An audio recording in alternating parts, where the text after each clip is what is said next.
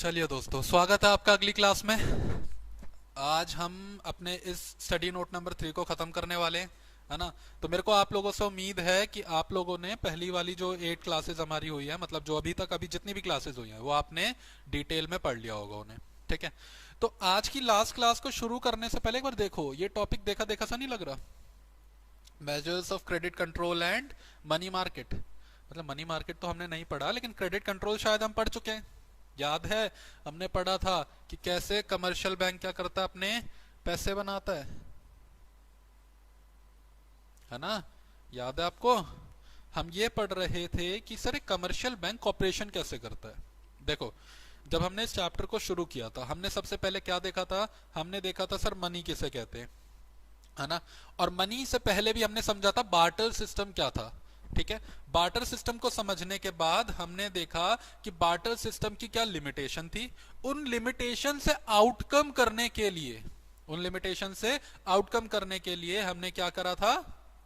Money money का money की invention कह सकते हैं एक तरह से। चलो, इन्वेंशन तो नहीं, पर हमने मनी को डेवलप किया, कि मनी बनाई हमने, है ना। फिर हमने मनी पढ़ा, टाइप्स ऑफ मनी पढ़ा, मनी सप्लाई पढ़ा, ये सारे कंसेप्ट हमने कर लिए। उसके बाद हम आए बैंकिंग पे। बैंकिंग में हमने पढ़ा कमर्शियल बैंक। ठीक है। कमर्शियल बैंक को पढ़ने के बाद हम किस टॉपिक पर आए थे अपने? हम आए थे सेंट्रल बैंक पे। ठीक है। तो सेंट्रल बैंक भी हम कर चुके हैं। अब सेंट्रल बैंक के बाद हमने कुछ फाइनेंशियल इंस्टीट्यूशंस करे थे, जो अभी हम पिछली क्लास में खत्म करके आए हैं। तो यहां तक आप चीजें पढ़ चुके हो। तो जिस टाइम पर हम कमर्शियल बैंक कर रहे थे, तो मैंने आपसे कहा था आप सोच के देखो। चलिए इधर आते हैं पहले,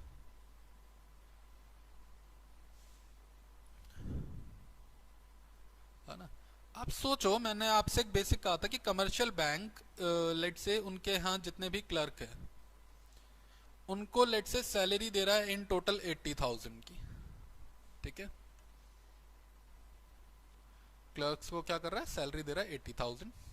उसके बाद जो बैंक मैनेजर है, लेट से मैनेजर की इन टोटल सैलरी 1 लाख रुपए। ठीक है। जो रेंट है बैंक का, वो रेंट है आपका लेट से 50,000 का। ठीक है। और अदर एक्सपेंसेस, मतलब प्यून की सैलरी, उसके बाद गार्ड की सैलरी, और बाकी जितने भी खर्चे हैं, वो सारे खर्चे मिलाकर आपके हो रहे हैं 1 लाख रुपीज के। ठीक है। तो अगर आप इन टोटल देखोगे तो आपका खर्चा अराउंड 3,30,000 का है ना। कितने का? 3,30,000।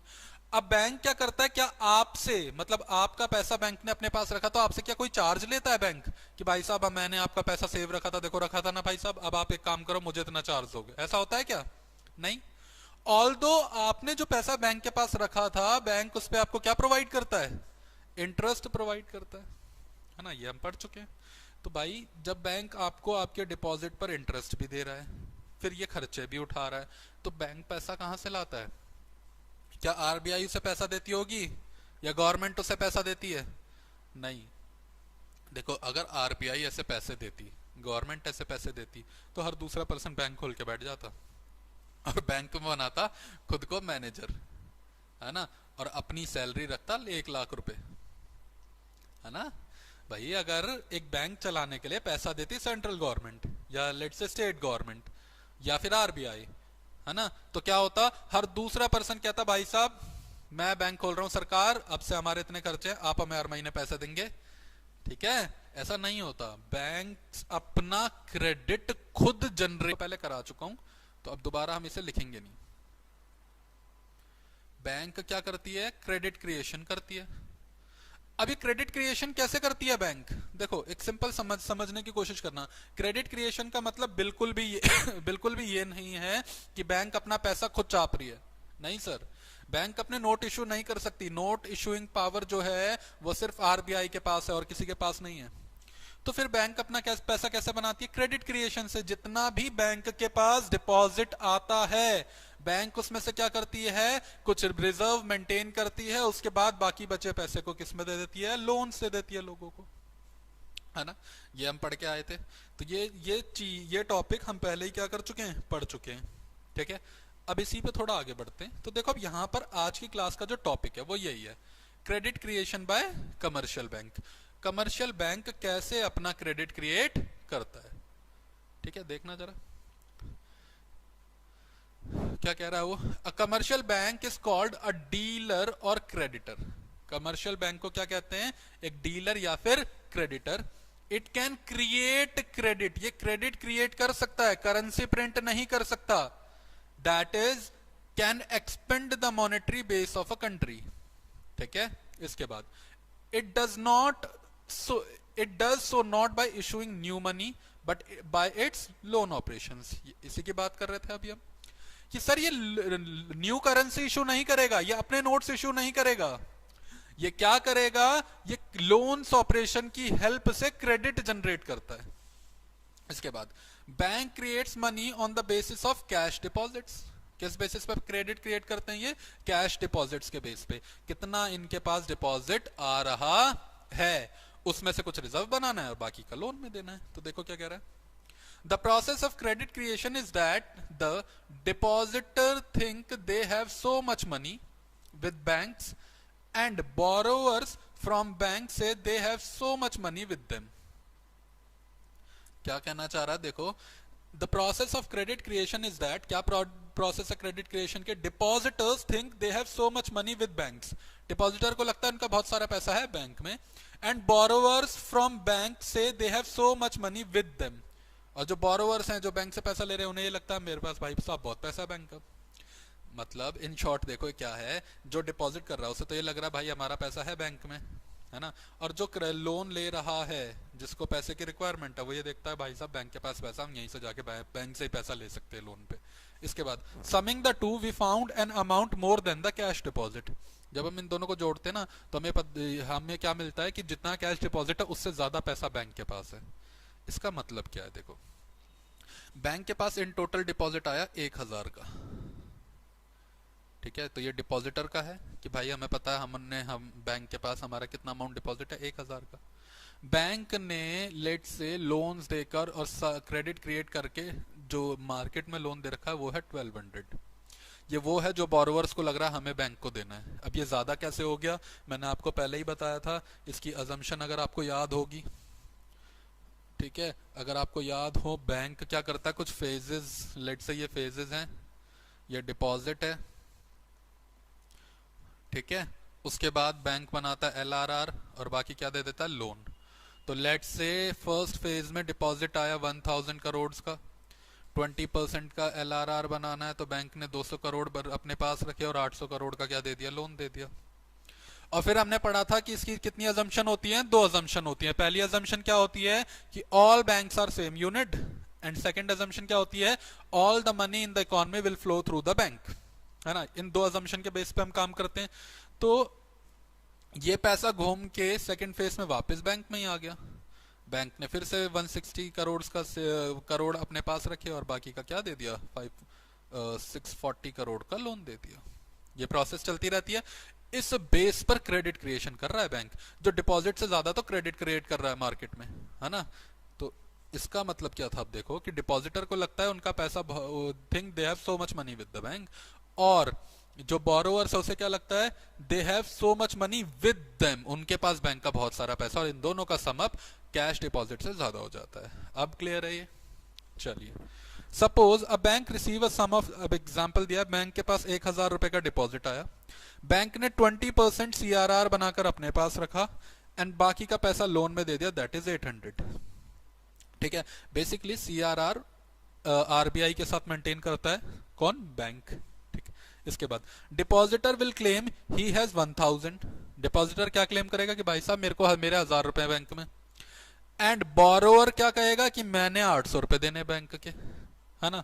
फिर the total money supply appears to be 1800 only. Total money supply अब जो हो गई इकोनॉमी में वो कितने की है, 1800 की, क्योंकि 1000 ये था, 800 का लोन, टोटल 1800 हो गया। It is the credit creation bye a single bank. किस बैंक ने बनाया, सिंगल बैंक ने। अब मान लो इसी एग्जांपल को कह रहा हम एक्सटेंड कर देते हैं the banking system as a whole, पूरे बैंकिंग सिस्टम पर। ठीक है, suppose 800 is deposit to another bank. अब 800 रुपए क्या हुआ, दूसरे बैंक में डिपॉजिट हुआ। ठीक है, this sum is redeposited to a third bank which keeps 20%। मतलब क्या है, जो हमने एक एजम्पशन ली थी all banks are same unit, यानी बैंक्स के थ्रू अमाउंट फ्लो हो रहा है। ये जो 800 रुपए था ये अगले बैंक में गया, उसने 20% रखा, फिर आगे का लोन दे दिया। फिर ये अमाउंट गया अगले बैंक पे, उसने 20% रख के बाकी का लोन दे दिया। ये प्रोसेस चलता रहेगा and the amount of fresh deposit will go on falling. Fresh deposit कम होगा और ये क्रेडिट क्रिएशन बढ़ता रहेगा। A time will come when deposited sum will be equal to CRR।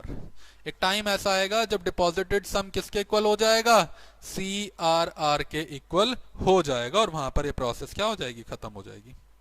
तो इस प्रोसेस को हमने पूरा डिस्कस करा था पिछली कमर्शियल बैंक की वीडियो में। तो अगर आपने वो वीडियो नहीं करी है या आपके माइंड से स्किप हो गया है, वहां पर जाकर आप देखें, डिटेल में हमने वहां पे करा हुआ है ना। तो यहाँ पे तो बस उसकी एक्सप्लेनेशन है, हमने पहले ही समझ लिया था। अब सर हमने पहले क्यों समझा था, क्योंकि बार बार क्रेडिट क्रिएशन वर्ड आ रहा था। अब कब तक मैं आपको ये बोलता रहूंगा बेटा ये वाला टॉपिक ना हम आगे जाके समझेंगे, आगे जाके समझेंगे, अरे कभी तो समझना पड़ेगा। तो हम ये वहीं पे समझ चुके हैं, ठीक है। तो आप क्या करेंगे, उस कमर्शियल बैंक की वीडियो पे जाओ, वहां पे जाके से एक बार दोबारा से देख लो अगर आपको इसमें इशू आ रहा है। This is just an explanation to them, ठीक है। चलिए आगे देखो।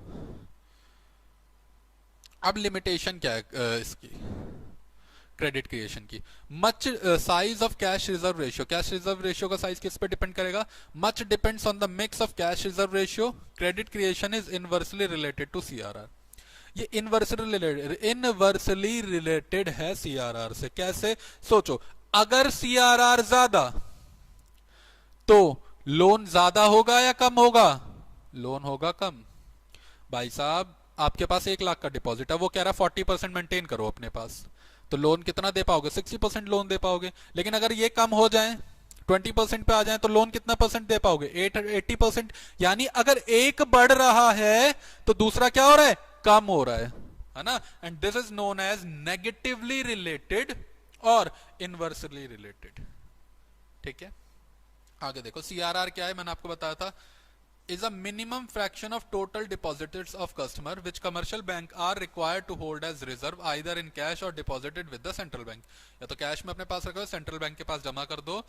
It is set as per the guidelines of the central bank of the country. अब ये जो सीआरआर की रेशियो है,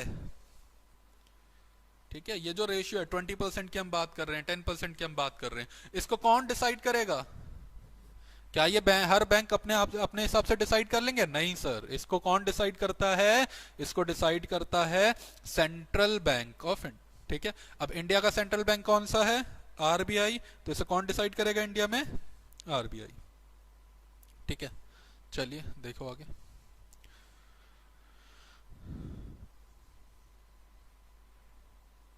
now amount of loan given, credit creation depends on the amount of loan given. If borrower cannot offer security against loan, bank cannot lend। अब इसमें समझाने जैसा कुछ है ही नहीं। आप एक बैंक के पास गए, बैंक को जाके कह रहे हो, बैंक भाई एक काम करो, मुझे ना 20 लाख का लोन दे दो, मुझे 20 लाख का लोन दे दो, मैं एक बिजनेस शुरू करना चाह रहा हूँ, लेट से मुझे कुछ सामान खरीदना। बैंक कह रहा अच्छा 20 लाख का लोन चाहिए भाई साहब, तो भाई साहब आप सिक्योरिटी में क्या रखेंगे, आपने कहा कैसे सिक्योरिटी, मतलब बैंक कहता है सर अगर आप पैसे वापस नहीं करते तो हम पैसा कैसे रिकवर करें अपना, कुछ तो गिरवी रखो। आपने कहा गिरवी रखने के लिए तो भाई साहब मेरे पास कुछ भी नहीं है, तो बैंक कह रहा भाई साहब हमारे पास भी लोन देने के लिए कुछ नहीं है। मतलब अगर आप सिक्योरिटी नहीं रख पाते लोन के अगेंस्ट तो बैंक आपको लोन नहीं देगा, ठीक है। आगे देखो, size of cash deposit. Size of cash deposit is also important in this context. The smaller the cash base, the smaller scope a bank gets for credit creation. If people prefer physical asset or prefer to keep cash in their hand, bank deposit suffer much, so bank cannot lend much. It's simple है भाई। अगर आपका cash deposit कम है तो आप loan कम दे पाओगे, और अगर आप लोन कम दे पाओगे तो आपकी ग्रोथ कम, आपका प्रॉफिट कम, तो आपका बैंक सफर करेगा। ये सिंपल है। अगर लोग ये सोचें कि हम ना फिजिकल एसेट में इन्वेस्टमेंट करेंगे, जैसे लेट से वो कह रहे हैं लैंड में इन्वेस्टमेंट करते हैं, हमें नहीं चाहिए यार, हम बैंक में नहीं रखना चाहते, हमें नहीं करानी कोई एफडी, हम ना एक लैंड खरीद लेते हैं, लैंड खरीदना चाहते हैं हम। या वो लोग कह रहे हैं कि हम ना कैश अपने ही पास रख लेते हैं, आजकल बैंक का कोई भरोसा नहीं है भाई साहब, बैंक में बिल्कुल पैसा नहीं रखना, ना अपने पास रखेंगे हम। तो इन सब का नुकसान किसको हो रहा है? बैंक को हो रहा है। अगर हम लोग क्या कर रहे हैं, हम लोग अगर पैसा अपने पास रखते हैं, हम लोग फिजिकल एसेट में पैसा डालते हैं, तो बैंक के पास जो टोटल डिपॉजिट है वो टोटल डिपॉजिट कम होगा। अब अगर टोटल डिपॉजिट कम होगा तो बैंक सफर करेगा, सिंपल सी बात है। और सफर क्यों करेगा? क्योंकि सर वो लोन कम दे पाएगा, लोन कम देगा तो जो क्रेडिट क्रिएशन है वो भी कम होगा, क्रेडिट क्रिएशन कम तो बैंक का प्रॉफिट कम, प्रॉफिट कम तो bank will suffer, simple sorted. Clear है यहां तक? चलिए आगे देखते हैं। Acceptable securities, a bank can lend money against acceptable securities. मतलब भाई साहब अगर आप बैंक से लोन लेना चाहते हो तो आपको बैंक के पास कुछ गिरवी रखना पड़ेगा, और वो क्या गिरवी रखना पड़ेगा? जो बैंक एक्सेप्ट कर सके एज योर सिक्योरिटी। ऐसा नहीं आप अपने मन से कह रहे हो बैंक सर मुझे ना इस चीज से बहुत प्यार है, आप इसे अपने पास रख लो, कुछ भी हो जाए इसे तो मैं नहीं जाने दूंगा, मैं आपका पैसा वापस कर दूंगा। नहीं, ऐसे नहीं होता। बैंक देखो बेसिकली ना, बैंक ऐसी चीज अपने पास आपके वो रखवाएगा एज अ सिक्योरिटी कि अगर आप पेमेंट नहीं करते तो एटलीस्ट उसे सेल करके जितना बैंक ने लोन दिया वो रिकवर हो जाए।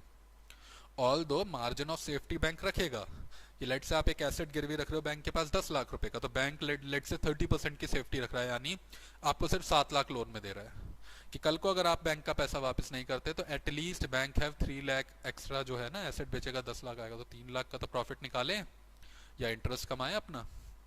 ठीक है, तो क्या कह रहा है देखो, a borrower gets a loan from bank only against some securities the value of which must be equal to the amount of the loan, जिसकी वैल्यू एटलीस्ट लोन के तो इक्वल हो। भाई साहब अगर आप कुछ ऐसा एसेट गिरवी रख रहे हो जिसकी वैल्यू है 4 लाख और बैंक से लोन मांग रहे हो 15 लाख का, तो बैंक क्या आपको लोन देगा? नहीं देगा। क्यों नहीं देगा? सोचो अगर ऐसा होने लग जाए, अगर ऐसा हो तो मान लो मेरी एक प्रॉपर्टी है, ठीक है, चलो मेरी नहीं, ये प्रॉपर्टी है मिस्टर ए की। अब मिस्टर ए इस प्रॉपर्टी को सेल करना चाह रहे हैं। अब मिस्टर ए चाहते हैं कि मुझे प्रॉपर्टी सेल करके 20 लाख रुपए मिल जाए। कितने मिल जाए? 20 लाख, है ना। मिस्टर ए कह रहे कहाँ परेशान होंगे यार, बायर ढूंढो, फिर स्टैम्प ड्यूटी, ये वो ट्रांसफर कराओ, इतने चक्कर में नहीं पड़ता अपन।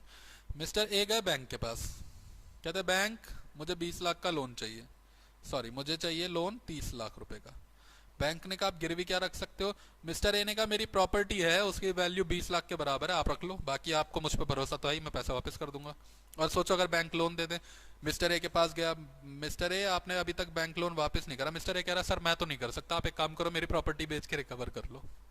पॉसिबल है ना, यहाँ भी बैंक को लॉस होगा। एंड सेकंड, अगर मान लो इसके बदले बैंक 20 लाख का भी लोन दे देता है, जितना लोन था उतनी की प्रॉपर्टी, मतलब जितना लोन दे रहा है उस अमाउंट की प्रॉपर्टी के अगेंस्ट ही दे दिया उसने, मतलब जो सिक्योरिटी रखी और जो लोन दिया दोनों का अमाउंट क्या है? सेम है।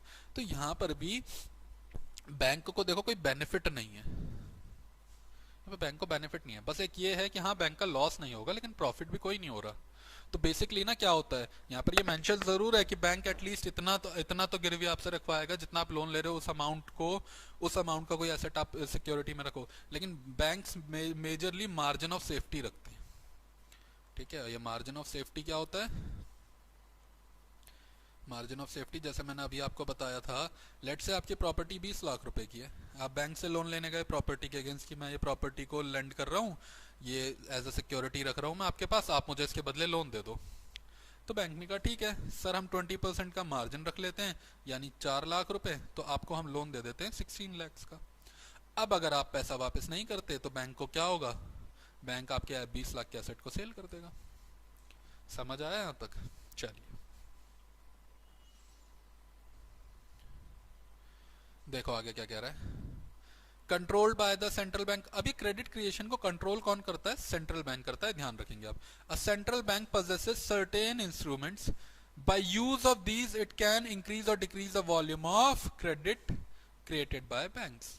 मतलब सेंट्रल बैंक के पास कुछ इंस्ट्रूमेंट्स हैं, उन इंस्ट्रूमेंट्स की हेल्प से सेंट्रल बैंक क्या करता है? ये क्रेडिट कंट्रोल को कंट्रोल करता है। अगर सेंट्रल बैंक को लगता है क्रेडिट कंट्रोल बढ़ाने की जरूरत है तो वो इसे बढ़ाएगा, उसे लगता है इसे कम करने की जरूरत है तो इसे कम कर देगा। ठीक है, यहां तक क्लियर? चलिए आगे देखिए। हाँ जी, credit control by central bank कैसे करता है, अभी हमने बात करी।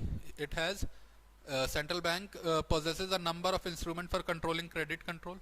अब ये इंस्ट्रूमेंट दो तरह के हैं basically, quantitative and qualitative. Quantitative technique seeks to regulate total quantity of credit, while qualitative measures the availability of credit। ठीक है, देखेंगे आगे।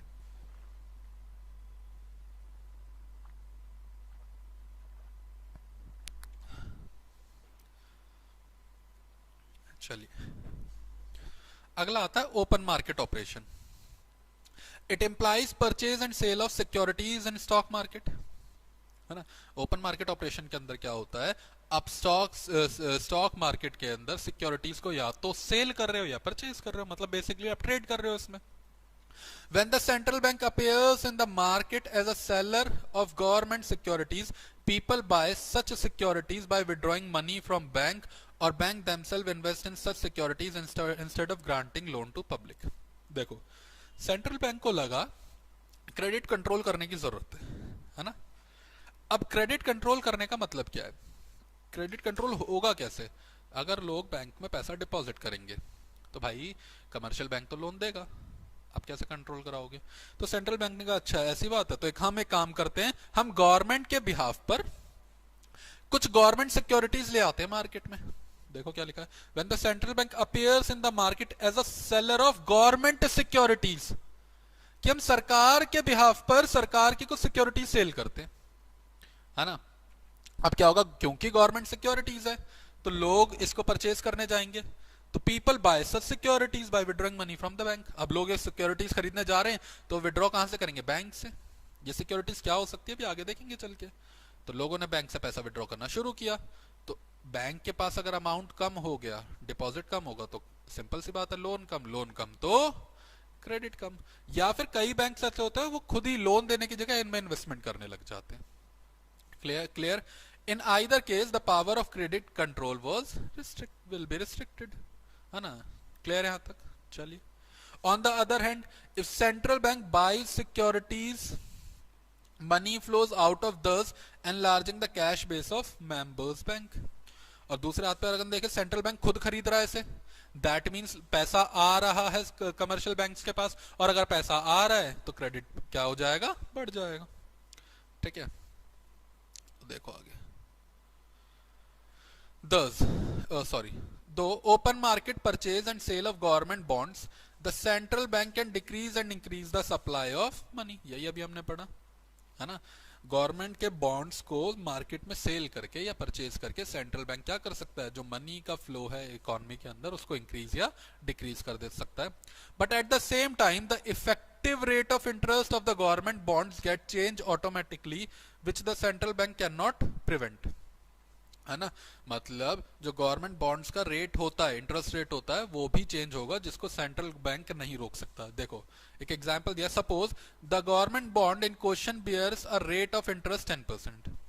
गवर्नमेंट बॉन्ड जो है उसका इंटरेस्ट रेट कितना है, 10% का, with a face value of 1000 rupees, जिसकी फेस वैल्यू 1000 रुपए, इस पे इंटरेस्ट मिलेगा 10% का। तो अगर आप देखोगे 1000 का 10%, तो ये आता है जी 100, यानी इंटरेस्ट कितना देना पड़ेगा, 100 का। तो क्या कह रहा है, this implies a yearly return of 100 रुपए, है ना। आगे, if the central bank wants to purchase this government bond, अगर आप सेंट्रल बैंक चाहता है इस गवर्नमेंट बॉन्ड को परचेज करें इन अनलिमिटेड अमाउंट फॉर से 2000 रुपए, the effective rate of interest gets change to 5% automatically, which was no part of intention of the central government. तो effective rate automatically 5% हो जाएगा, जिसकी सेंट्रल बैंक की कोई intention नहीं थी, वो करना नहीं चाहता था, पर होगा अब। ठीक है, next, credit expansion depends upon external business environment and borrowers attitude over banks having no influence. Credit control के ऊपर देखो कमर्शियल बैंक्स का इतना इन्फ्लुएंस नहीं होता, या एक्सटर्नल डिमांड्स के ऊपर, बिजनेस एनवायरनमेंट के ऊपर, बोरोवर्स के एटीट्यूड पे डिपेंड करता है। एटीट्यूड रेफर्स मतलब कितना वो लोन लेना चाह रहे हैं। आप जबरदस्ती तो लोन नहीं दे दोगे ना, अरे भाई साहब ले ही लो, जैसा आजकल आप देखते होगे, if you are using mobile phones, आप या आपके पापा यूज कर रहे हैं, आप गलती से एक बार कोई लोन करा लो, फिर देखो भाई साहब, सर मैं इस बैंक से बात कर रहा हूँ, आपको इतने रुपए का पर्सनल लोन मिल रहा है, सर मैं इस बैंक से बात कर रहा हूँ, आपको इतने रुपए का लोन मिल रहा है, ये क्रेडिट कार्ड मिल रहा है, ये हो रहा है, वो हो रहा है ना। क्लियर है यहाँ तक।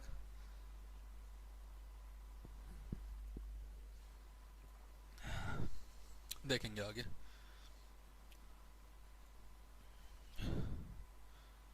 Now variations of reserve ratio. Commercial banks are legally bound to keep a portion of their deposit in the form of cash reserve। मतलब क्या है, कमर्शियल बैंक्स को हमने पढ़ा था कि एक CRR एक अपना डिपॉजिट का एक पोर्शन कैश रिजर्व में रखना पड़ता है। बेसिकली अगर हम इसे देखें ना, दो पार्ट करने पड़ते हैं।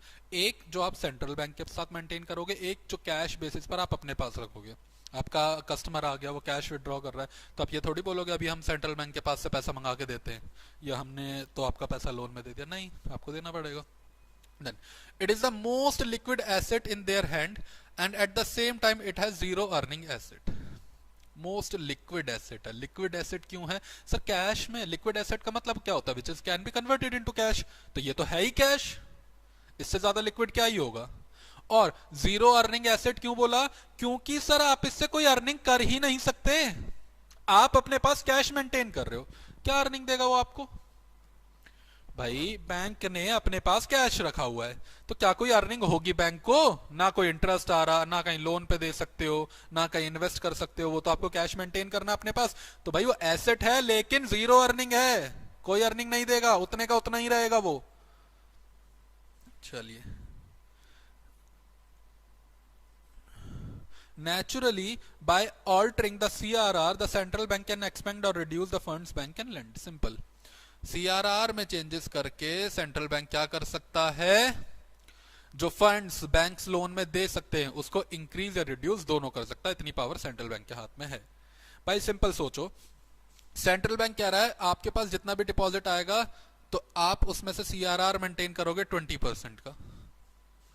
तो आपके पास लेट से 1000 रुपीज थे, आपने कहा जी 20% का मेंटेन करना है, तो 200 रुपए जी मेंटेन कर लेते हैं और बाकी 800 रुपए लोन में दे देंगे। समझ आया? अब सेंट्रल बैंक कह रहा है नहीं नहीं नहीं, अब आप 20% नहीं 30% मेंटेन करोगे, तो 1000 का 30% हो गया 300। तो अब आप लोन कितना दे सकते हो? सिर्फ 700 रुपए का। समझ आया? तो सेंट्रल बैंक CRR की हेल्प से जो आप लोन दे रहे हो, आपका मतलब यहां पर हमारा है कमर्शियल बैंक से, जो आप लोन दे रहे हो उसको इंक्रीज भी कर सकता है, उसको डिक्रीज भी कर सकता है। ये पूरी पावर किसके हाथ में है? सेंट्रल गवर्नमेंट, सेंट्रल बैंक के हाथ में। ठीक है। There exist an inverse relationship between, ये हम पढ़ चुके हैं। ठीक है। In under developed money market this technique is more suitable than open market operation और बैंक रेट पॉलिसी। अब ये मनी मार्केट क्या होता है ये अभी हम आगे जाके समझेंगे, तो इस टॉपिक को यहां पे स्किप करके चलते हैं।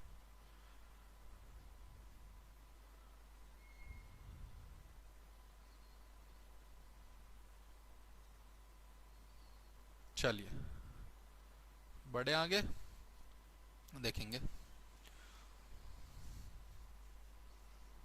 हाँ जी, क्वालिटेटिव क्रेडिट कंट्रोल्स, क्वांटिटेटिव हम कर चुके हैं। आगे, a central bank also possesses certain techniques by which it can control the direction and distribution of credit purpose wise और एरिया वाइज। ठीक है, वो क्या है? The purpose of selective controls is the rational allocation of square bank credit and its economic utilization. Further, sectorial development of credit and controlling in other directions serve the purpose of preventing speculative activities with the help of bank finance favoring productive activities. This technique is very helpful in less developed economy where overall credit restriction may hinder growth by preventing the flow of investment. चलिए,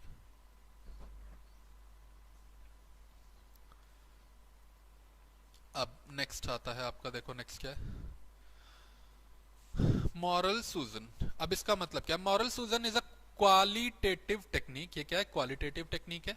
the central bank request, central bank क्या करता है? Request करता है banks to lend more और not to lend in some sectors.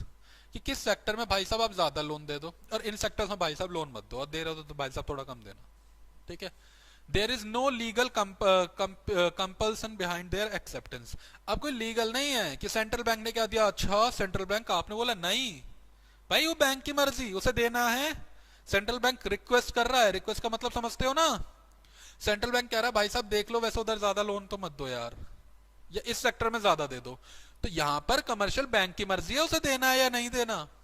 ये कोई legal obligation नहीं है। तो अब कमर्शियल बैंक की मर्जी है, उसको लग रहा है मुझे अच्छी अर्निंग होगी, वो देना चाहता है तो भले ही दे, कोई लीगल ऑब्लिगेशन नहीं है इसके ऊपर।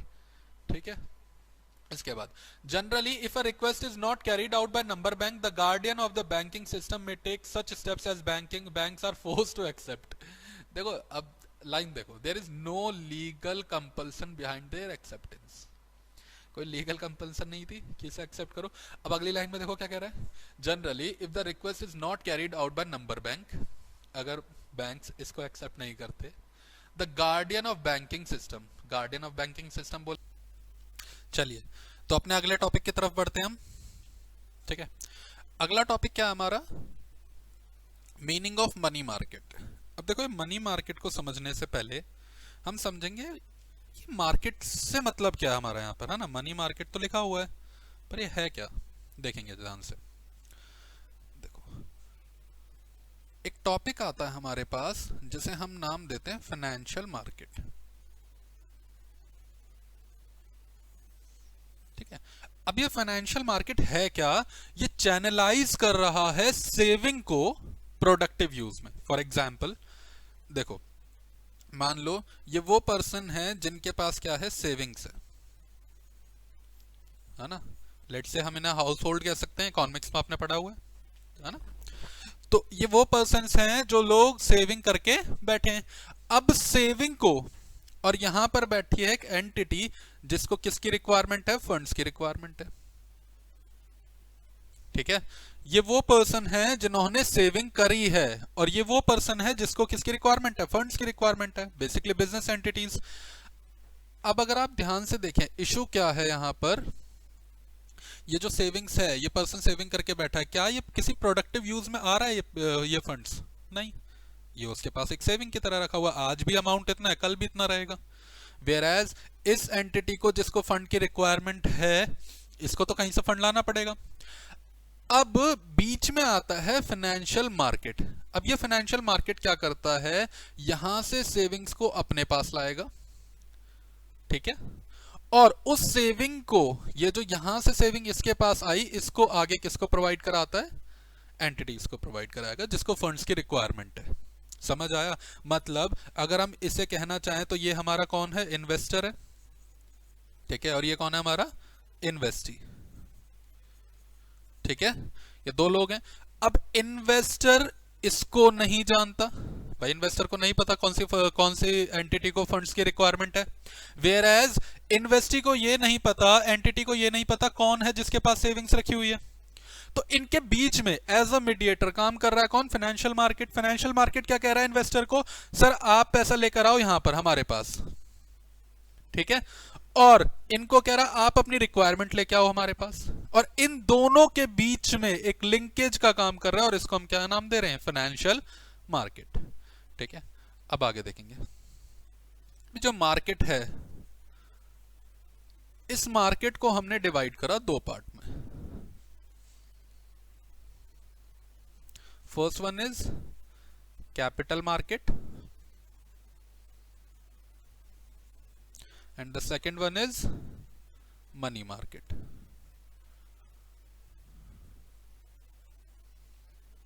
ठीक है, हाँ जी। तो इस मार्केट को कितने पार्ट में डिवाइड कर रहे हैं हम, दो पार्ट में, capital market and money market. अब कैपिटल मार्केट क्या है, देखो जो हमारी फंड्स की रिक्वायरमेंट है, इधर आना जरा,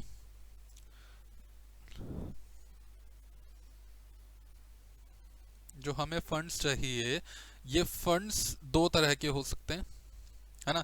हमारी जो रिक्वायरमेंट है वो दो तरह की हो सकती है। पहली रिक्वायरमेंट हो सकती है हमारी शॉर्ट टर्म की, कि हमें फंड्स तो चाहिए पर कितने टाइम के लिए चाहिए, शॉर्ट टर्म के लिए चाहिए।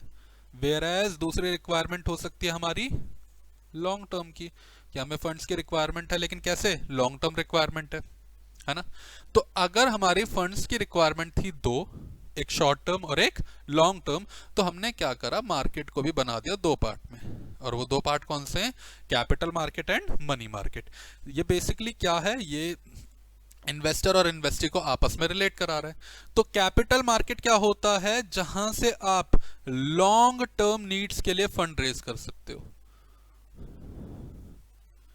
कैपिटल मार्केट कौन सी मार्केट है? जहां से लॉन्ग टर्म नीड्स के लिए आप फंड रेज कर रहे हो। वेयर एज मनी मार्केट कौन सी मार्केट होगी? जहां से आप क्या कर रहे हो? अपनी शॉर्ट टर्म नीड्स के लिए फंड को रेज करोगे। क्लियर ये चीज? समझ आया? तो बेसिक क्या है यहाँ पर कि सर मार्केट क्या है? मार्केट एक ऐसा प्लेटफॉर्म है जो क्या कर रहा है? एक इन्वेस्टर को और इन्वेस्टी के बीच में लिंकेज का काम कर रहा है ना? और इस मार्केट को कितने हिस्सों में बांटा हमने? 2 हिस्सों में। पहला क्या है? Capital market. दूसरा क्या? Money market. कैपिटल मार्केट से क्या होगा? हमारी लॉन्ग टर्म फंड्स की जो रिक्वायरमेंट है वो कंप्लीट होगी। इन्वेस्टर की नजर से देखें तो वो लॉन्ग टर्म के लिए अपना पैसे को यहां पर इन्वेस्ट कर सकता है। इन्वेस्टी की नजर से देखें तो वो लॉन्ग टर्म के लिए यहां से पैसा लेकर आ रहा है। वेयर एज मनी मार्केट अगर देखते हैं तो ये क्या है? शॉर्ट टर्म फंड्स की रिक्वायरमेंट को पूरा करेगा। किसकी? इन्वेस्टी की। वेयर एज इन्वेस्टर क्या कर सकता है? शॉर्ट टर्म के लिए अपने अमाउंट को यहां पर अपने अमाउंट को यहां पर इन्वेस्ट कर सकता है। समझ आया यहां तक? चलिए देखिए जरा यहां पे। तो ये क्या कह रहा है? Money market is the nerve centre of financial system. A well organised money market is the basis for an effective monetary policy. Money market mobilise, ये क्या करता है? मोबिलाइज करता है सेविंग्स फ्रॉम डिफरेंट सोर्सेज, जो अलग अलग सोर्सेज से सेविंग है उसको, and makes them available for investment. यही करा अभी हमने। ठीक है, आगे क्या कह रहा है देखो। Meaning of money market. अच्छा, मनी मार्केट को समझने से पहले देखो, financial market are functionally classified into, अभी हमने पढ़ा कि सर फाइनेंशियल मार्केट को 2 पार्ट में हम पहले बांटते हैं, money market and capital market. ठीक है, although the classification on the basis of term credit, that is whether the credit is supplied for a short period और लॉन्ग पीरियड। जो क्रेडिट का क्लासिफिकेशन है उसको हम 2 पार्ट में बांट रहे हैं, short period and long period. ठीक है, money market refers to the institution arrangements which deal with short term funds. Clear है यहां तक? whereas कैपिटल मार्केट किस में डील कर रहा है? लॉन्ग टर्म फंड्स में। चलिए आगे बढ़ते हैं।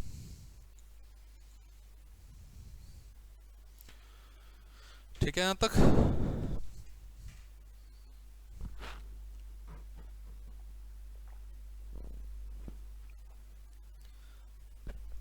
चलो देखो आगे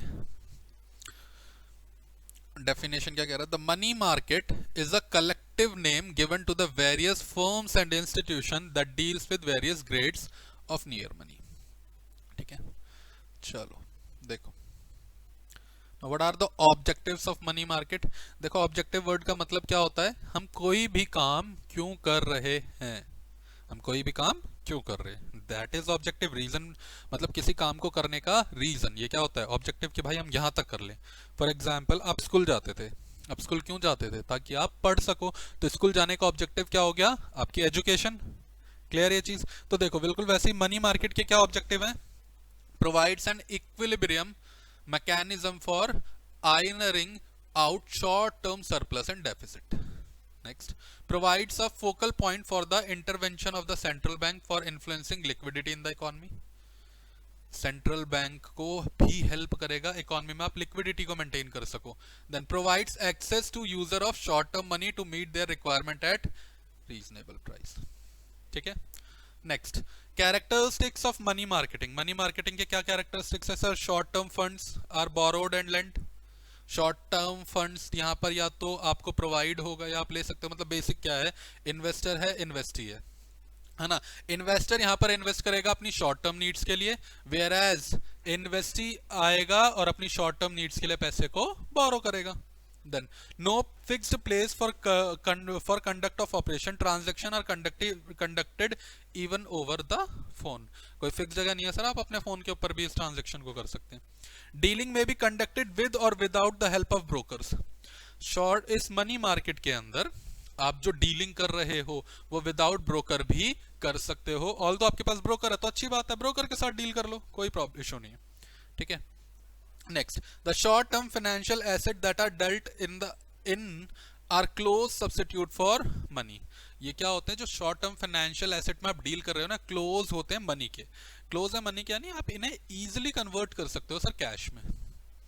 next, funds are loaned for maximum period of 1 year. देखो अब शॉर्ट पीरियड कितना होगा? शॉर्ट मैक्सिमम 1 ईयर, यानी अगर 1 साल तक के लिए इन्वेस्टमेंट हो रही है, आप किसी को पैसा लेंड कर रहे हो या आप पैसा बोरो कर रहे हो, तो that is short period. Long period क्या होगा, एक साल से ज्यादा time period. Presence of large number of सब मार्केट, अच्छा इस मार्केट के अंदर भी क्या हो जाती है, सब मार्केट्स बन जाती है। क्लियर है यहां तक?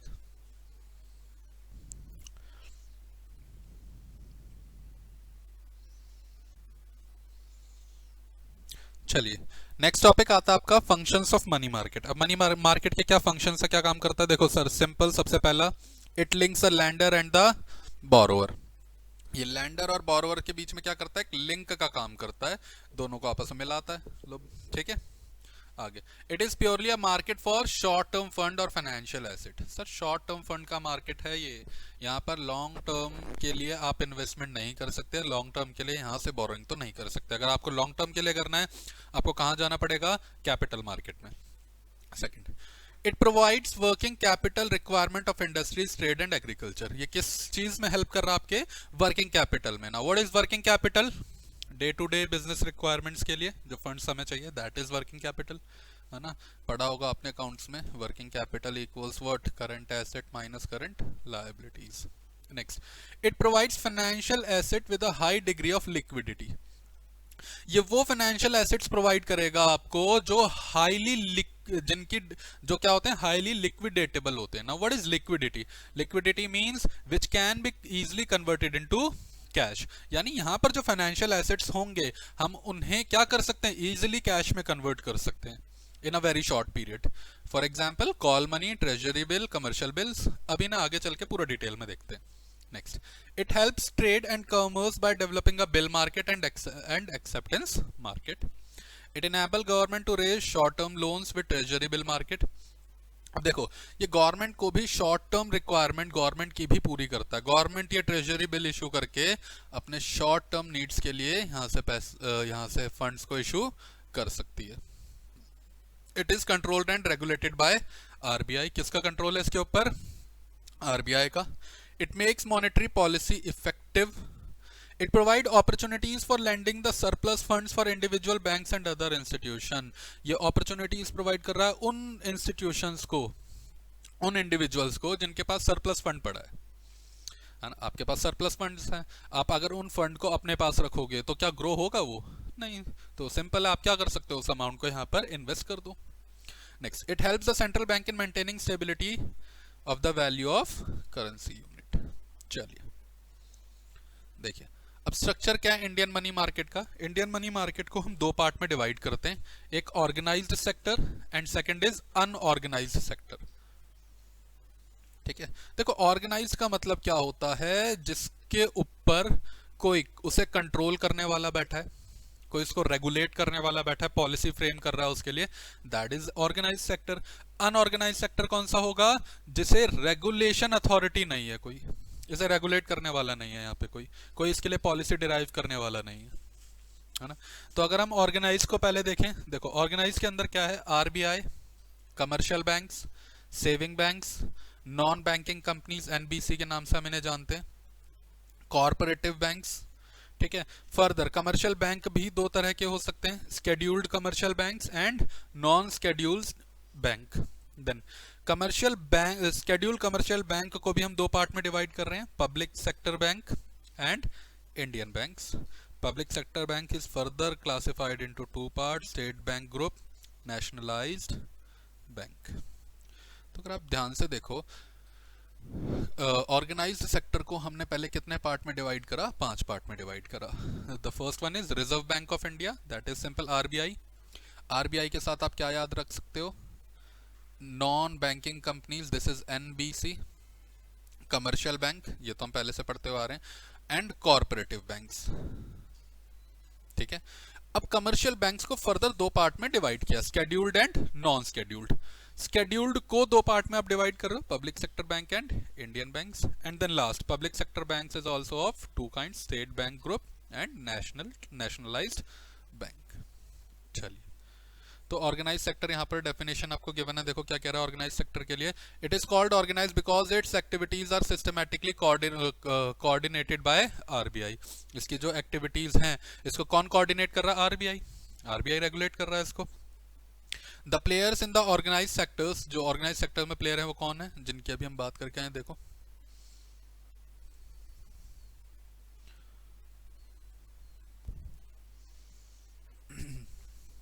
First is the organised modern sector of Indian economy market, इसके अंदर कौन कौन है, आरबीआई है, अभी देखिए ये सारी चीजें अभी हम देख चुके हैं, ठीक है। The State Bank of India and its associates bank, SBI and its associates, Indian joint stock commercial banks, schedule non schedule दोनों है, ऑफ विच 27 शेड्यूल्ड बैंक है, हैव बीन नेशनलाइज्ड, ठीक है। The exchange banks with mainly finance Indian foreign trade, ठीक। तो आगे बढ़ते हैं। Non bank financial institution such as LIC, GIC and subsidiaries, क्या कह रहा है वो, नॉन बैंक फाइनेंशियल इंस्टीट्यूशन, यानी जो बैंक्स तो नहीं है बट फाइनेंशियल इंस्टीट्यूशंस है। मैंने आपको डिफरेंस बताया था फाइनेंशियल इंस्टीट्यूशन और बैंक में, क्या डिफरेंस था कि सर बैंक्स क्या करते हैं, हमारे डिपॉजिट्स को एक्सेप्ट करते हैं, वेयर एज फाइनेंशियल इंस्टीट्यूशन हमारे डिपॉजिट्स को एक्सेप्ट नहीं करते, वो बस लोन देने का काम करते हैं। इसलिए हर बैंक तो फाइनेंशियल इंस्टीट्यूशन होता है पर हर फाइनेंशियल इंस्टीट्यूशन बैंक नहीं होता। तो क्या कह रहा है, नॉन बैंकिंग फाइनेंशियल इंस्टीट्यूशन, जैसे नॉन बैंकिंग फाइनेंशियल इंस्टीट्यूशन कौन कौन से, जैसे LIC हो गया, GIC हो गया, या सब्सिडियरीज हैं, UTI हो गया, ये सारी चीजें हम ऊपर पढ़ के आए, वो भी किसका पार्ट बनेगा, इसी का, only indirectly through banks and not directly.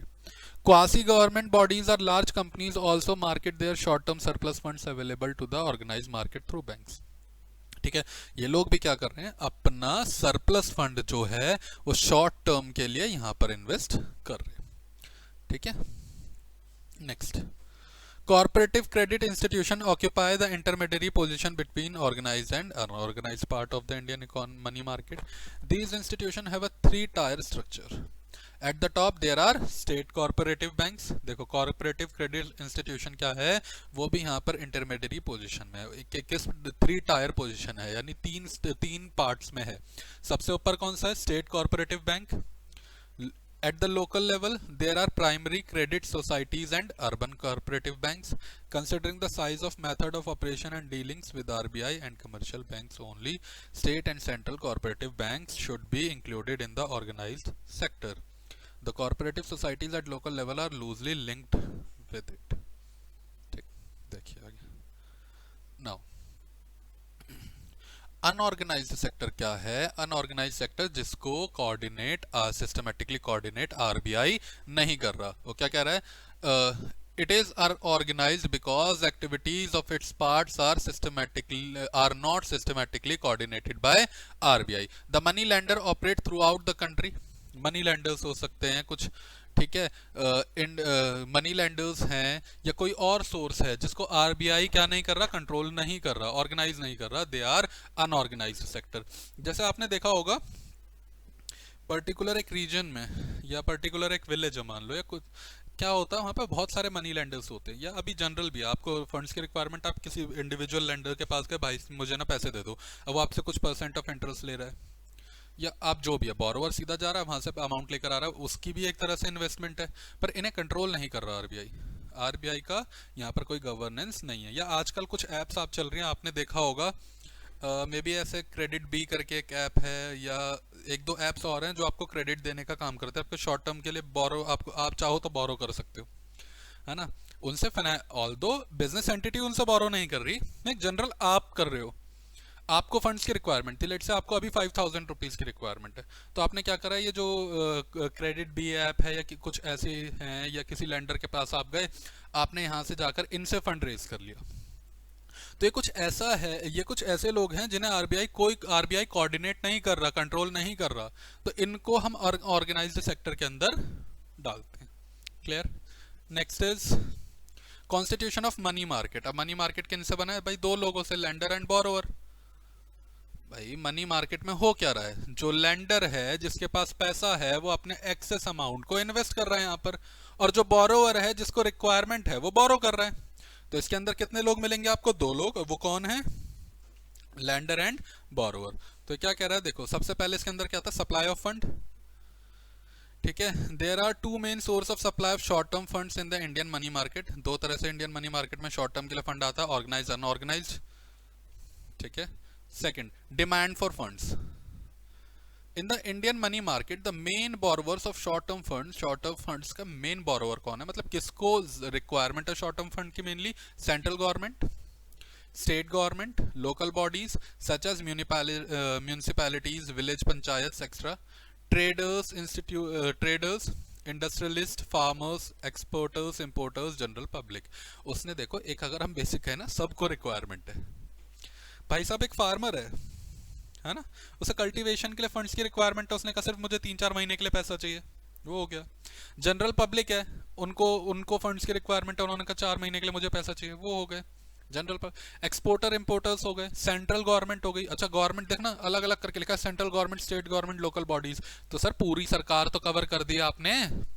Central government को भी शॉर्ट टर्म फंड्स की रिक्वायरमेंट हो सकती है, स्टेट गवर्नमेंट्स को भी हो सकती है, लोकल बॉडीज को भी हो सकती है। लोकल बॉडीज बोले तो पंचायत, म्यूनिसिपैलिटीज, है ना, ये सब यहां पर आ गए। ट्रेडर्स यानी बिजनेस ट्रेडर्स, इंडस्ट्रियलिस्ट, क्लियर। अब सब market of organised money market. अब ऑर्गेनाइज्ड मनी मार्केट जो है, जिसको आरबीआई कंट्रोल कर रहा है, आरबीआई गवर्न कर रहा है, इसको कितने पार्ट में डिवाइड किया हमने? देखो इसके अंदर क्या हो सकता है, कौन से इंस्ट्रूमेंट हो सकते हैं। मतलब ऑर्गेनाइज्ड मनी मार्केट से आप फंड तो रेज कर रहे हो शॉर्ट टर्म के लिए, पर कौन से इंस्ट्रूमेंट इश्यू करके फंड लेकर आओगे? जैसे एक कंपनी को फंड्स की रिक्वायरमेंट है तो वो क्या इशू करती है? शेयर इशू करती है, डिबेंचर इशू करती है, तो वो इंस्ट्रूमेंट यूज कर रही है। बिल्कुल वैसे शॉर्ट टर्म फंड्स की रिक्वायरमेंट है तो आप मनी मार्केट में कौन से इंस्ट्रूमेंट इशू करोगे? देखो call money and notice money हो सकता है, commercial bills, treasury bill, commercial paper, certificate of deposit, interbank participation, collateral, loan market. ये क्या है, एक एक करके देखते हैं।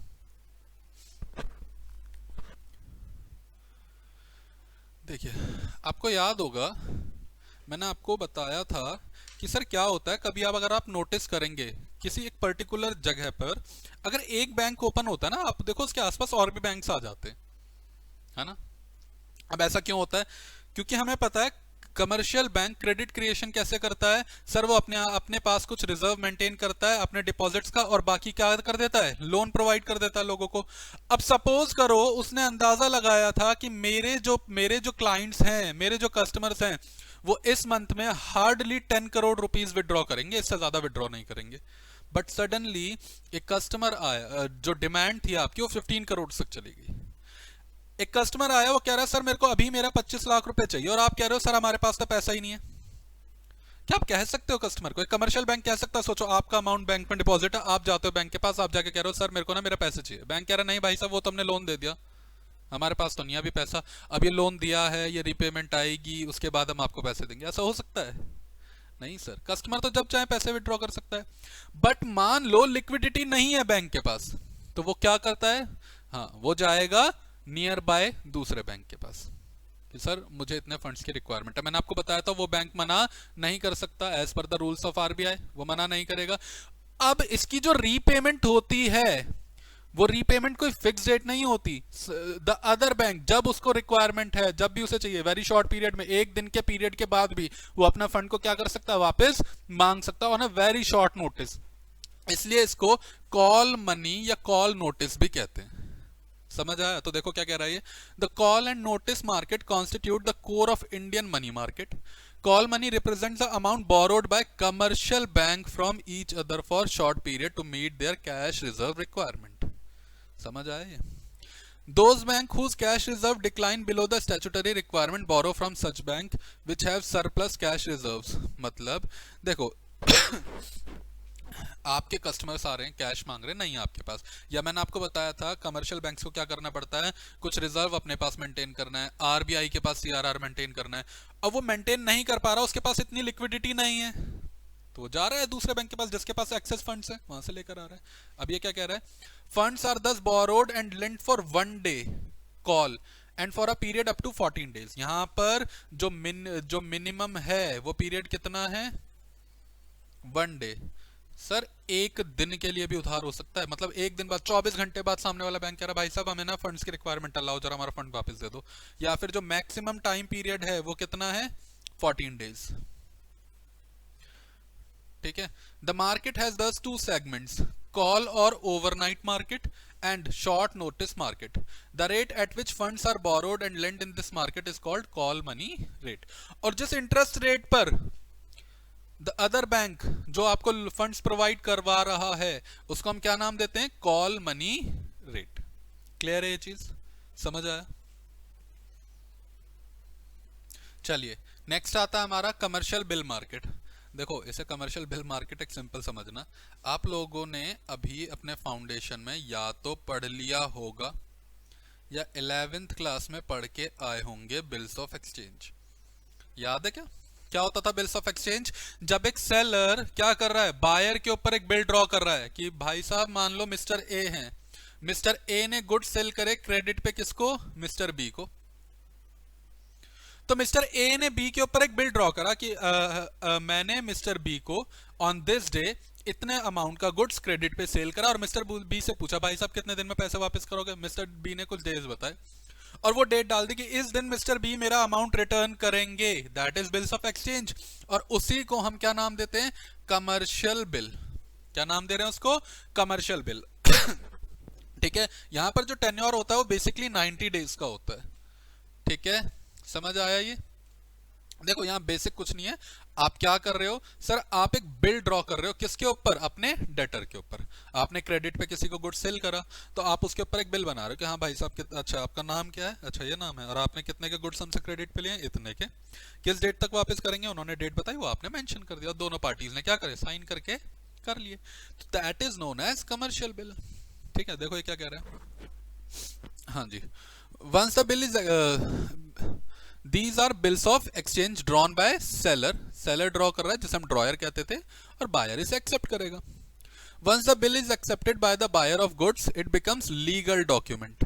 जैसे ही buyer इस पर साइन करेगा, एक्सेप्ट करेगा कि हाँ भाई साहब मैंने आपके पैसे देने हैं, ये एक लीगल डॉक्यूमेंट बन जाएगा. ठीक है. Such bills are drawn generally for 90 days. Clear? चलिए अब देखिए इसमें और ऑप्शंस हो सकते हैं. ठीक है, वो ऑप्शंस क्या हैं कि इस बिल को आप अलग अलग तरह से यूज करो. आप मैच्योरिटी तक यानी जिस दिन डेट आएगी तब तक अपने पास रखो, या बिल बीच में बैंक को सेल कर दो. That is known as discounting of bill, है ना. तो बैंक कुछ डिस्काउंट काटेगा, बाकी अमाउंट आपको पहले ही दे देगा. या फिर आप एंडोर्स कर दो. तो वो सारी चीजें अपने अकाउंट्स में पढ़नी है. फाउंडेशन में अकाउंट्स में चैप्टर है ना हमारा बिल्स ऑफ एक्सचेंज, तो हम वहां जाके पढ़ेंगे इसे, है ना. चलिए तो बेसिक क्लियर हो गया.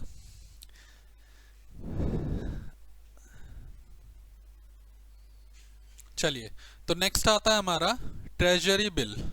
अभी ट्रेजरी बिल क्या होता है? देखो मान लो गवर्नमेंट को अपनी शॉर्ट टर्म फंड्स की रिक्वायरमेंट है. किसकी? शॉर्ट टर्म फंड्स की. अच्छा यहां नहीं लिखते, इधर लिख लेते हैं. देखो ये गवर्नमेंट है. ठीक है, गवर्नमेंट को चाहिए शॉर्ट टर्म फंड्स. तो सरकार क्या करती है? अपनी शॉर्ट टर्म नीड्स को कंप्लीट करने के लिए मार्केट में इशू करती है टी बिल्स. टी बिल मतलब ट्रेजरी बिल्स. ठीक है. अब इनको जब सरकार इशू करती है तो इसको इशू करेगी डिस्काउंट पे. मतलब ट्रेजरी बिल्स को जो परचेज करेगा उसका बेनिफिट क्या है? उसे रिटर्न में क्या मिल रहा है? उसे ये डिस्काउंट ही मिल रहा है रिटर्न में. फॉर एग्जाम्पल मान लो एक ट्रेजरी बिल 1000 का है, तो गवर्नमेंट ने इसको इशू करा लेट से 950 पे, है ना. तो मैंने अगर एक ट्रेजरी बिल खरीदा कितने रुपए का? 950 का मुझे मिला. तो जब इसका रिडम्पशन होगा यानी गवर्नमेंट अमाउंट रिटर्न करेगी तो 950 ना कर जो उसकी फेस वैल्यू थी कितनी? 1000, वो वापस करेगी. तो यहां पर अर्निंग कितनी हुई? सिर्फ 50 रुपए. समझ आया? तो this is treasury bill. Treasury bill क्या है? जब गवर्नमेंट ऑफ इंडिया अपनी शॉर्ट टर्म फंड्स की रिक्वायरमेंट को पूरा करने के लिए क्या इशू करती है? एक बिल इशू करती है जिसे हम नाम दे देते हैं ट्रेजरी बिल. कैसे इशू होता है ये इशू होगा डिस्काउंट पर. कैसे इशू होगा? डिस्काउंट पर इशू होगा. ठीक है. जनरली जो इसका टाइम पीरियड होता है ना सर, वो 91 डेज का होता है कि 91 डेज के अंदर इसका रिडम्पशन हो जाएगा. लेकिन ऐसा नहीं है, गवर्नमेंट ने इससे लंबे टाइम पीरियड के लिए भी इसे इशू करा. देखो जैसे Since November 1986, 182 days Treasury bill were issued by RBI. RBI ने 182 days के लिए भी बिल इशू करा है.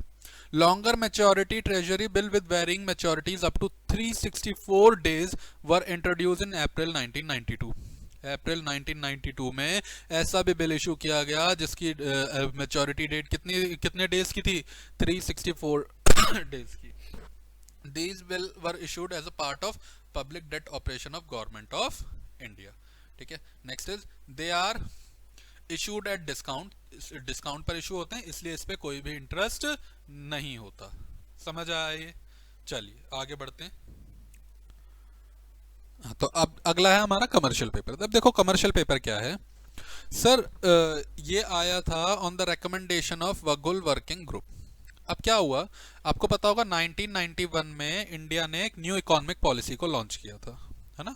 न्यू इकोनॉमिक पॉलिसी याद है, which is LPG policy. Last class हमने बात करी थी इसके ऊपर. Liberalisation, privatisation, globalisation. ठीक है.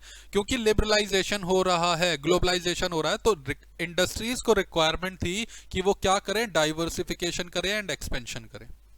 What is difference between diversification and expansion? देखो डाइवर्सिफिकेशन होता है कि आप एक पर्टिकुलर प्रोडक्ट बना रहे हो, तो उस प्रोडक्ट रेंज से बाहर निकलकर आप एक और प्रोडक्ट बनाने लग जाओ, तो दिस इज डाइवर्सिफिकेशन. मतलब आप एक से ज्यादा प्रोडक्ट्स में डील कर रहे हो. एंड एक्सपेंशन क्या होता है, आप अपने आउटलेट्स बढ़ा रहे हो. आप अपने इंडस्ट्री जो एक पर्टिकुलर जगह पर सेटअप थी, एक पर्टिकुलर रेंज में आप थे, आप वहां से भी बाहर निकल रहे हो. ठीक है. तो जरूरत थी उस टाइम, देखो आपको पता था आपके पास कंपटीशन आने वाला है, तो जरूरत थी कि आप क्या करें, डाइवर्सिफिकेशन करें, एक्सपेंशन करें, मॉडर्नाइजेशन की तरफ जाएं, न्यू एसेट्स को लेकर आए. तो इसके लिए किसकी रिक्वायरमेंट थी, फंड्स की रिक्वायरमेंट थी. एंड सेकंड वर्किंग कैपिटल की रिक्वायरमेंट थी. तो इंडस्ट्रीज ने क्या करा, इस कमिटी के सेटअप के बेसिस पर कमर्शियल पेपर को इशू किया गया. अब कमर्शियल पेपर क्या होता है, ये होता है अनसिक्योर्ड प्रोमिसरी नोट.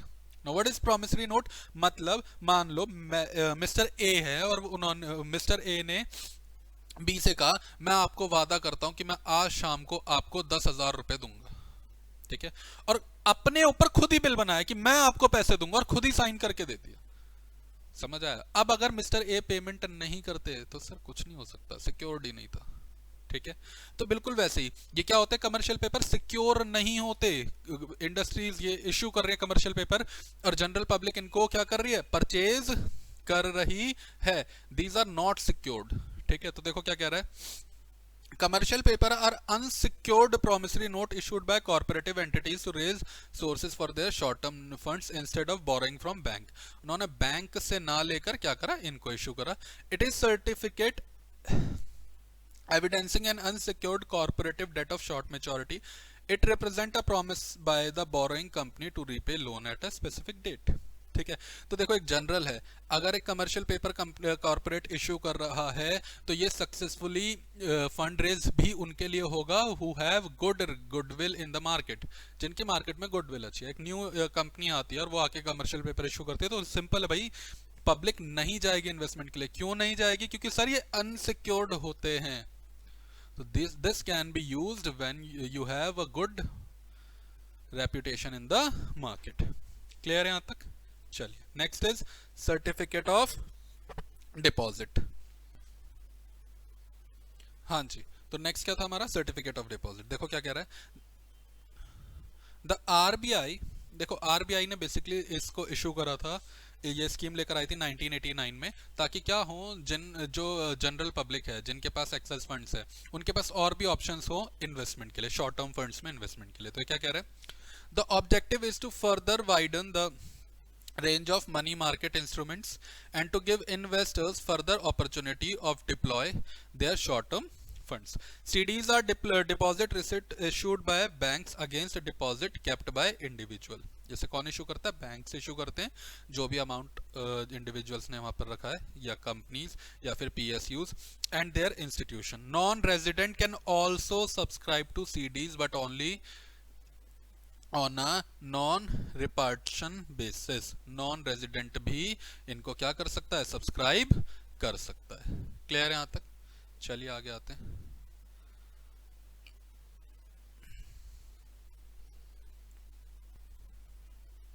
हाँ जी। तो next is inter bank term money market. देखो यहाँ पर बेसिकली बैंक्स आपस में ही डील कर रहे हैं, जिसके हम बात कर रहे थे कि सर बैंक क्या करती है, एक दूसरे से बोरो करती है, फंड लेंड करती है for a general of 14 days up to 19 days. किसी सिक्योरिटी की यहाँ पर रिक्वायरमेंट नहीं है। Deposited receipts are exchange as per the Indian bank association IBA rules. Lenders can not prematurely call back these loans. ठीक है, जिन्होंने लोन दिया है वो 14 डेज से पहले यानी मेच्योरिटी से पहले इस पैसे को वापस नहीं मांग सकता। And last is collateral loan market. नाम से ही समझ आ रहा होगा सर, यहाँ पर जब आपको आपकी शॉर्ट टर्म नीड्स के लिए लोन्स प्रोवाइड किया जाएगा तो बदले में आपको क्या रखना पड़ेगा, कुछ सिक्योरिटी रखनी पड़ेगी। क्लियर? तो ये थे मनी मार्केट इंस्ट्रूमेंट्स। चलिए अब आगे बढ़ते हैं। Defects of Indian money market. अब इंडियन मनी मार्केट के कुछ डिफेक्ट्स देखने। सबसे पहले इज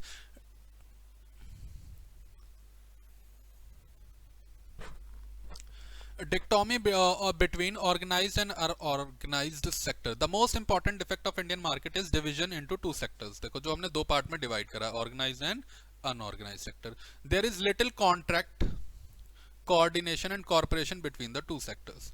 इन दोनों सेक्टर्स के बीच में बहुत ही कम क्या है, कोऑर्डिनेशन है या फिर कॉर्पोरेशन है। In such condition it is difficult for RBI to ensure uniform and effective implementation of its monetary policy in both sector. तो RBI के लिए थोड़ा डिफिकल्ट हो जाता है कि दोनों सेक्टर्स में क्या कर सके, अपनी पॉलिसीज को फ्रेम आउट कर सके। Next, pre dominance of unorganised market. Pre dominance क्या होता है सर, इनका डोमिनेंस पहले से चलता हुआ आ रहा है। आपके ऑर्गेनाइज्ड सेक्टर के आने से पहले से ये लोग क्या कर रहे हैं, डोमिनेंस कर रहे हैं। देखो क्या लिखा है, another important defect of the Indian money market is it's pre dominance of unorganised market. These indigenous bankers who constitute a large portion of money market remain outside the organized sector. Organized sector के बाहर रहते हैं, therefore they are seriously restrict the reserve bank to control over the money market. Next is wasteful competition. Now what is wasteful competition? Wasteful competition exists not only between the organized and unorganized, इन दोनों के बीच, but also among the members of the two sectors. This relation between various segments of money market is not causal. They are loosely connected with each other and generally follow separate tendencies. Similarly, competition exists between the Indian commercial bank and foreign commercial. हाँ जी।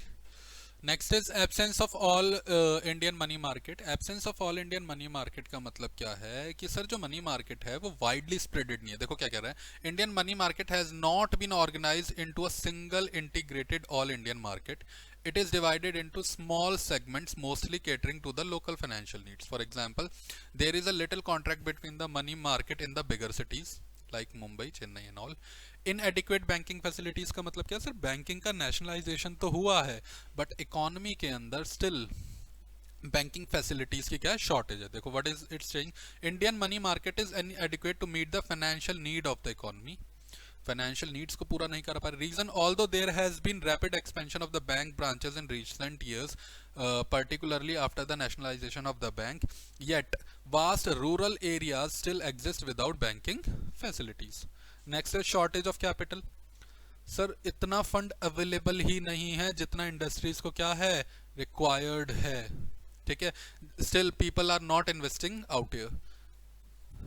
Then seasonal shortage of fund. देखो seasonal shortage का मतलब क्या होता है, एक particular time period जहां पर फंड्स क्या होते हैं, शॉर्ट होते हैं. देखो इन द क्या कह रहा है, during the slack season from July to October the demand for credit and the rate of interest decline sharply. Next, diversity of interest rate. Diversity of interest rate का मतलब क्या है, अलग अलग तरह के interest rate at different things. देखो क्या कह रहा है, another defect of Indian money market is the multiplicity and disparity of interest rate. The interest rate also differs in various cities. Mumbai में इंटरेस्ट रेट अलग चल रहा है सर, कोलकाता में अलग है, वेरिएशन है इंटरेस्ट रेट में. This is another reason. And the last is absence of bill market.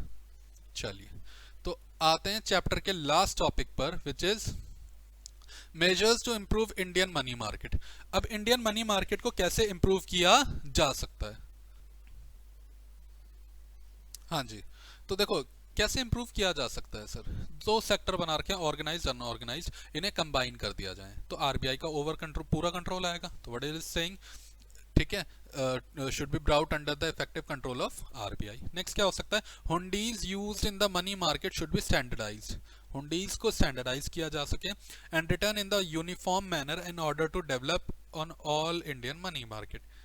ठीक, नेक्स्ट बैंकिंग फैसिलिटीज को एक्सपेंड करो और ज़्यादा ब्रांचेस ओपन करें। देखो अर्बन एरियाज में अगर हम देखें बैंकिंग सिस्टम काफ़ी बेटर हो गया है, एडिक्वेट लेवल पर है, पर रूरल एरियाज में आज भी क्या है, इतनी बैंकिंग फैसिलिटीज अवेलेबल नहीं है जहां पर बहुत पॉपुलेशन का एक अच्छा खासा पार्ट रह रहा है। तो अगर आप वहां पर भी बैंकिंग को एक्सपेंड करोगे तो वो more money will flow in the economy.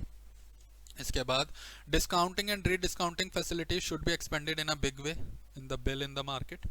For raising the efficiency of the money market, the number of clearing house in the country should be increased and variation in the interest rate should be reduced। तो देखो last क्या था कि sir वो जो variation है interest rates में, दिल्ली में अलग, मुंबई में अलग, कोलकाता में अलग, आप इसे क्या करो, रिड्यूस करो। यूनिफॉर्मिटी रहेगी तो इन्वेस्टमेंट बढ़ेगी, समझ आया? और इसको रिमेंबर करने का सिंपल तरीका पता है क्या है? देखो ये जो इफेक्ट्स है ना, एडवर्स इफेक्ट्स कह लो इन्हें, या हम इन्हें बोलें डिफेक्ट्स, यहाँ पर मेंशन है। आपको अगर ये समझ आ गया, डिफेक्ट्स पता है क्या है, तो अगर उन डिफेक्ट्स को ठीक कर दिया जाए तो वो मेजर्स बन जाते हैं। ठीक है, चलिए तो मुबारक हो, यहाँ पर आकर आपका यूनिट 3 पूरी तरह से क्या हो गया, कंप्लीट हो गया, मनी एंड बैंकिंग। तो आपका आज बेसिक होमवर्क क्या, आपको पूरा चैप्टर एक बार पूरी यूनिट रिवाइज करनी है। अगली क्लास में जो इस चैप्टर के ऊपर अब आखिरी होने वाली है उसमें हम क्या करेंगे, एमसीक्यूज डिस्कस करेंगे। ठीक है, चलिए till then thank you so much for the day.